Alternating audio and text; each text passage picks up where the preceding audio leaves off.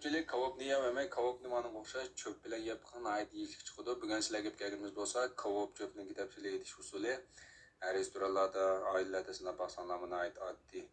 Buna ketarlik materiallar bo'lsa, bosh piyozdan yarim tal pisharni inchik siralarga to'g'rab tayyor qilib olamiz.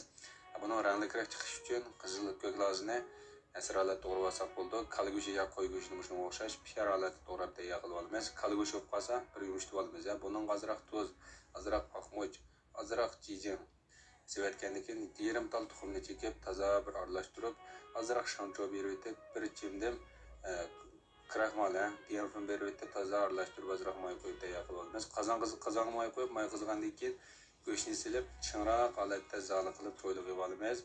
Qozonga azroq moy qo'yib, biz tayyor qilib olgan bosh piyozni silib, ustiga go'shtlarni, lazlarni sepib, buningga az miqdorda yarim qo'shiqdan azroq tuz, yarim qo'shiq rang lazisi, bir qo'shiq atrofida achchiq laza, bir qo'shiq zira, azroq qarmoch berib etgandan keyin bir qo'shiq suv berib, toza bir o'rib, shu aralashgandan keyin taqsiga olamiz. Taqsiga olib, ayrim biz shunga cho'p sepib olamiz. Cho'pni shunga o'xshash kang bak cho'ng sepib etmaymiz.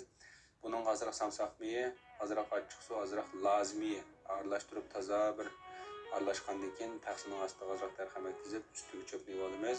Atrofiga tarxamakni shunga o'xshash inchik to'g'rab olgandan keyin biz tayyor qilib olgan go'shtni ustiga mushalda iste'mol qilsak bo'ldi. Azroq zamachi chechakda ham rangli chiqadi. Ko'pchilikning yurak berib saqlab olishini umid qilmaymiz.